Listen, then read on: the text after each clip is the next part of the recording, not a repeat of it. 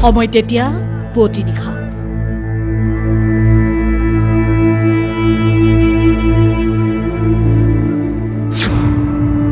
প্ৰায় 2 মান বজাত হঠাৎ মহাকুম্ভত হাহাকাৰ পৰিৱেশ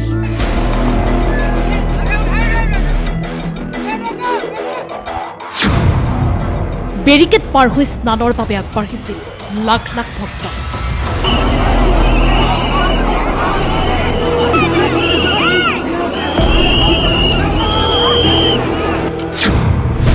আৰু হেঁচা ঠেলাত কৰুণ মৃত্যু ভক্তৰ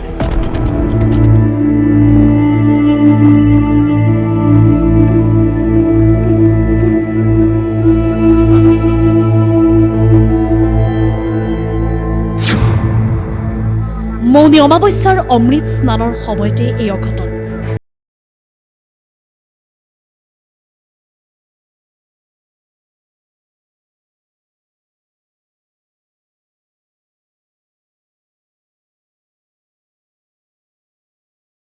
সমুদ্ৰ হৈ পৰা মহাকুম্ভত পদপৃষ্ঠ হৈ 17 জনৰ মৃত্যু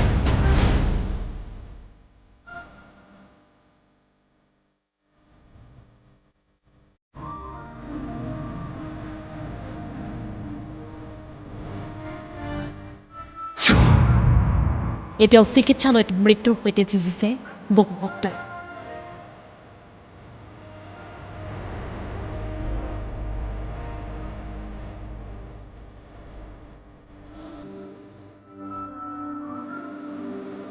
মঙলবাৰে দেশৰ ভিতৰতে সৰ্বাধিক জনবহুল দেশ হিচাপে পৰিগণিত হয় প্ৰয়াগৰাজ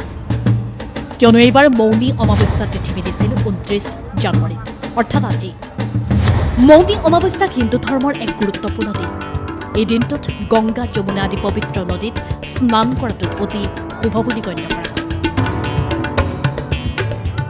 বিশেষকৈ প্ৰয়াগৰাজৰ সংগমত গা ধোৱাৰ গুৰুত্ব আজি অধিক এই দিনটোত মৌনতা অৱলম্বন কৰিলে মানসিক শান্তি আৰু আত্মনিৰীক্ষণৰ সুযোগ পোৱা যায় বুলিও কোৱা হয়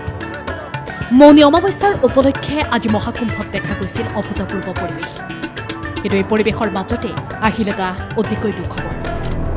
বুধবাৰে পুৱাৰ ভাগতে মহাকুম্ভ মেলাত অঘটন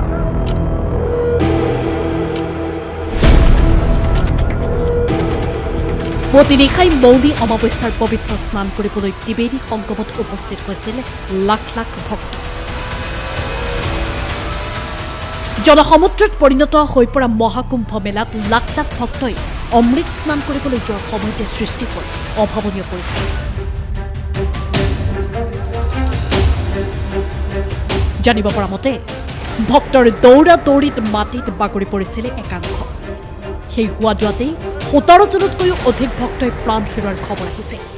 যি খবৰক কেন্দ্ৰ কৰি এটা শোকাকুল পৰিৱেশ মহাকুম্ভৰ লগতে সমগ্ৰ দেশত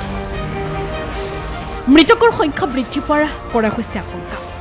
মহাকুম্ভত কৰুণ মৃত্যু ঘটা ব্যক্তিৰ মাজত আছিল এজন অসমৰ ব্যক্তি হাইলাকান্দিৰ ব্যৱসায়ী নীতিন